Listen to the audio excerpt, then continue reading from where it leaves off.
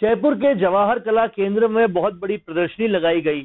सरकार को 3 साल हो गए, उसका गुणगान गाया गया, लेकिन समझने वाली बात यह है कि क्या वाकई इन 3 सालों में बहुत सारा काम हुआ है या फिर कुछ नहीं हुआ है। इन सब बातों को गहनता से समझेंगे और जानेंगे कि राजस्थान की सरकार का असली 3 साल का रिपोर्ट कार्ड क्या है। और ये सब जानने के लिए मेरे साथ आज जो है वो राजस्थान की राजनीति के चाणक्य हैं चंद्रराज जी सिंघवी। 3 साल हो गए सरकार को, सत्ता कहती है हमने बहुत काम किया, विपक्ष कहता है कुछ नहीं किया। असलियत क्या है? आत्मा से पूछो। दो ही जगह से सवाल पूछा जा सकता है, या तो जनता रूपी परमात्मा से पूछ लो या आत्मा से पूछ लो। 1.5 साल तो कोरोना में ही चला गया, 1 साल गहलोत तो सचिन की लड़ाई में चला गया। वो कहता कभी ये परिवर्तन होगा, कभी कहता विस्तार होगा, कभी कहता निस्तार होगा। विस्तार होगा, कब होगा, कितनी बार होगा। 1 डजन से 2 डजन से ज्यादा बार माखन साहब आ गए, 2 डजन से ज्यादा बार वेणुगोपाल आ गया, कुछ हुआ न किया। 3 साल दूर तक ही निकल गए। अब मैं पूछना चाहता हूं, स्वयं मुझे बताया जाए कि 3 साल में क्या उपलब्धि हुई। 3 साल में आधे से ज्यादा समय कोरोना में निकल गया, 1/4 से ज्यादा समय आपसी संघर्ष में निकल गया, कांग्रेस हाईकमांड और स्टेट लेवल की लीडरशिप के बीच संघर्ष में निकल गया, हाईकमांड से उम्मीदों के चक्कर में निकल गया, हाईकमांड ने कुछ किया न किया। अब ये कहते हैं 3 साल कमाल के साल, कैसे साल बताया जाए मेरे को।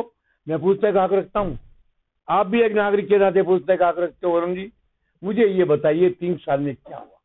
कितने उद्योग आए, कितनी इंडस्ट्री आई, कितने काम हुए, कितना धन बटोरा गया, कितना धन बांटा गया, मंत्रियों का कृत्य क्या रहा, उनका चाल चलन क्या रहा, यूडीएच में क्या हुआ, माइनिंग में क्या हुआ, एक दूसरे पर आरोप क्यों लगे, मुख्यमंत्री ने शिक्षा मंत्री पर आरोप क्यों लगाए। ये सब तो हुआ है। पॉजिटिव बताया जाए, पॉजिटिव एक काम हुआ है कि अशोक गहलोत ने अपनी बुद्धिमत्ता से अपनी सत्ता बचा कर रखी। एक बात तो बड़ा काम ये हुआ है, इसके लिए अशोक गहलोत बधाई के पात्र है। शायद दूसरा कोई आदमी होता तो इतने झंझावात, इतने तूफान, इतने झगड़े और इतने झंझट के बीच एक दिन भी नहीं रह सकता था। मगर गहलोत ने अपनी चतुराई से सरकार बचा कर रखी। अगर यही उपलब्धि है 3 साल में, तो 3 साल की सबसे बड़ी उपलब्धि है। इधर सचिन पायलट भीड़ पर भीड़ इकट्ठी करता रहा, जहां जाता जमघट, 200 गाड़ियां, 400 गाड़ियां, 500 गाड़ियां, उसे साबित कर दिया आई एम द लीडर। और किया 3 साल में। सचिन पायलट की एक बात तो उपलब्धि यही, उसने अपने आप को भीड़ का नेता, जनता का नेता, समाज का नेता, गुजरों का नेता, जाटों का नेता और सब पार्टियों के नेताओं से बढ़कर अपने व्यक्तित्व को उभारा। ये उसकी उपलब्धि है। तो इस उपलब्धि को तो मैं व्यक्तिगत उपलब्धि मानता हूँ। राजस्थान की उपलब्धि क्या है, जनता के सामने उपलब्धि क्या है?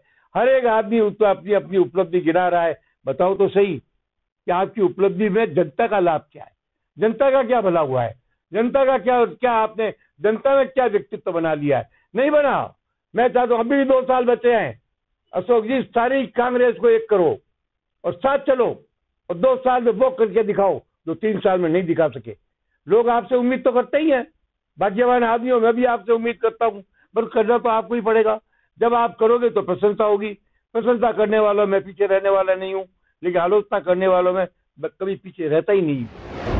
तो जो सरकार अपनी पीठ थपथपा रही थी, उसमें सबसे पहली पूरी फहरिस्त में सबसे पहली चीज थी कोरोना मैनेजमेंट। कोरोना को मैनेज करने के लिए वो अपनी पीठ थपथपा रही थी। और दूसरी बातें जो भी थी, उसमें कई सारे सवाल उठ रहे थे, जैसे किसानों को लोन देने वाली बात थी। तो आज तक भी किसान ये कहते हैं केवल कोऑपरेटिव लोन माफ किया वो ऊंट के मुंह में जीरे के बराबर है।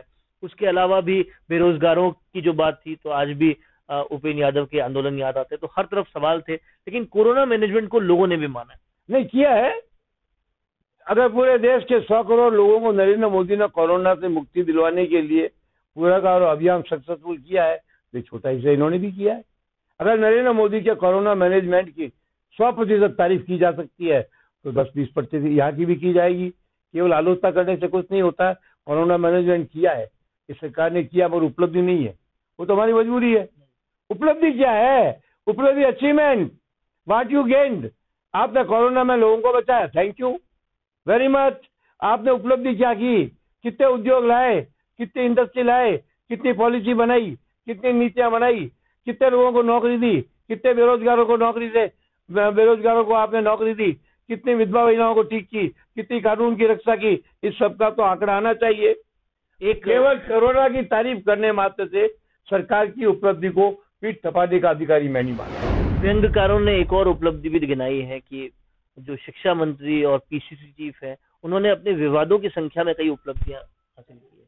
मैं ये व्यंग्यात्मक भाषा का प्रयोग नहीं करना चाहता।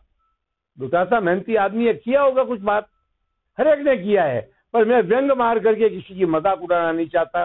जो हकीकत है वो ये है कि कोरोना में काम किया गया, इसके लिए अशोक गहलोत अप्रिशिएटेड का पार्ट है, पर और कुछ हुआ ही नहीं। 3 साल तो ये ऐसे निकल गए जैसे कुंभकर्ण नींद में सोया हो और 3 साल बाद उठा हो। कुंभकर्ण ने यही किया था ना, रावण ने पूछा कुंभकर्ण तूने क्या किया, वो 6 महीने सोता हूँ, 1 दिन उठता हूँ। ऐसी सरकार की उपलब्धि हुई है। सरकार चाहती विपक्ष का सहारा लेती और विपक्ष ने भी अपना कर्तव्य नहीं निभाया, सरकार की आलोचना नहीं कर पाई, विपक्ष फेलियर हुआ है। इसलिए अगर दोनों फेलियर्स की लड़ाई है, एक तरफ विपक्ष फेलियर है, एक तरफ सत्ता पक्ष फेलियर है, तो इस पर कमेंट करना उचित नहीं मानता मैं। हाँ, फिर भी एक बात मैं जरूर कहूंगा कि अशोक गहलोत ने बड़ी बुद्धिमत्ता के साथ आला कमान को राजी करके अपनी कुर्सी बचाई, इसके लिए बधाई के पात्र। तो यहाँ पर चंद्रराज्य सिंघवी का ये कहना है कि पूरे 3 साल में कुर्सी बचाव के अलावा ज्यादा कोई बड़ा काम नहीं हुआ। कोरोना मैनेजमेंट को थोड़ा श्रेय देते हुए उनका कहना है कि 100% अगर नरेंद्र मोदी की तारीफ की जानी चाहिए तो 10-20% राज्य सरकार की भी होनी चाहिए, लेकिन वो कोई उपलब्धि नहीं, वो मजबूरी थी। तो ये है सरकार के 3 साल का पूरा विश्लेषण। आप देखते रहिए राजस्थान संवाद। अपने इंटरव्यू के जरिए लोगों को अपने और अपने काम के बारे में बताने से बेहतर और कोई तरीका नहीं हो सकता। और वो इंटरव्यू अगर ऐसे चैनल पर हो जिसमें प्रदेश के 2,70,000 से भी ज्यादा लोग सब्सक्राइबर्स हो, तो आपकी आवाज को बुलंद होने से कोई नहीं रोक सकता।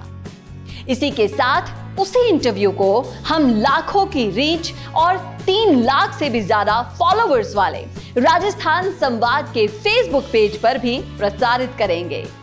इसके अलावा फेसबुक के कई ग्रुप्स के जरिए वो इंटरव्यू लगभग 50 लाख लोगों तक जाएगा।